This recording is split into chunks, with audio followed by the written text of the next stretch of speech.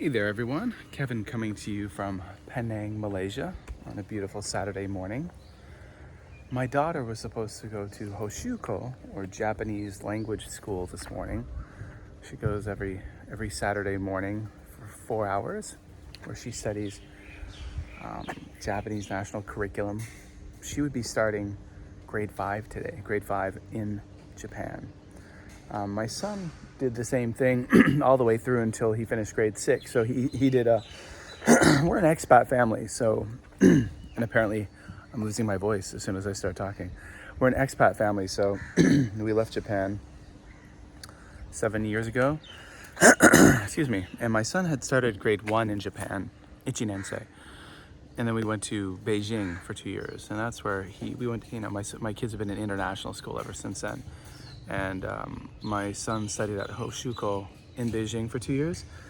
And then we moved to Shenzhen, China, which is near Hong Kong, in which he studied there too, and my daughter. And then we had a period of almost a year where we were back in Japan in 2020. And my kids went to Japanese primary school for a short time period, but here we are now in Malaysia. I was just reading on LinkedIn a post that an American educator had written on LinkedIn. He's based in Frankfurt, Germany, and been there for many years. And he was talking about his loss of connection, or visiting home with air quotes, when he visited America, how the America that he has nostalgia for and grew up in is not the same America now. And the whole reason why he moved abroad was so his kids could have a global experience. And now going home just doesn't feel right anymore. And he's glad he made the decision to live abroad. And I think about, like, myself. I've been an expat now for 22 years. 22 years and change. And what is home to me? I don't know anymore. I don't have a place that feels like home. I'm a Canadian. And I don't know, but let me know if you're someone who's lived abroad for a long time, let me know how you feel about this. So I'm a Canadian, and I grew up in a small town in Nova Scotia, Canada, where my mom and dad worked. My mom and dad worked for Parks Canada, and but that's not kind of traditionally where my family came from. They're from Ontario, Canada. So I grew up there, and I grew up there, and I lived in the same house until I left university, and then lived on my own. And a couple of times I went back to visit. In 2003, I went back to visit Louisbourg, Nova Scotia, a little tiny town.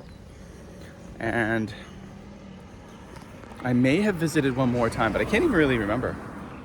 My dad retired, and my parents decided to move back to Ontario, my dad's home area, a place called Cornwall. So after I finished my time in Korea, my years in Korea, I was moving back to Canada to go to graduate school. And I stayed briefly with my parents in Cornwall, because that's where they live, and I would always go back to see the main reason is to see family, right? So I don't have family where I grew up, because that's not, so my hometown, I have no family there at all, no connections. My parents left 2005, almost 20 years ago. So I haven't been back there since they left. Now, my dad passed away in 2019, and just before, maybe about a year before he passed away, he was quite ill.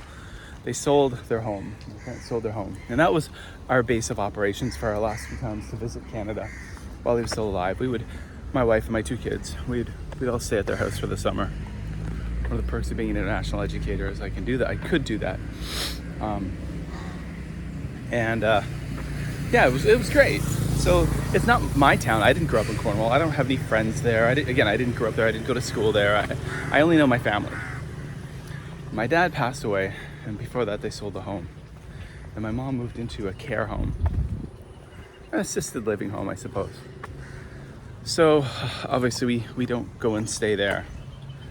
So what's interesting now is when we go to Canada, my home country, we visit Cornwall because that's where my mom is. My brother lives there, and we've got some extended family, lovely aunts and uncles and cousins and stuff like that. But these are people I never grew up with, and I don't know very well at all.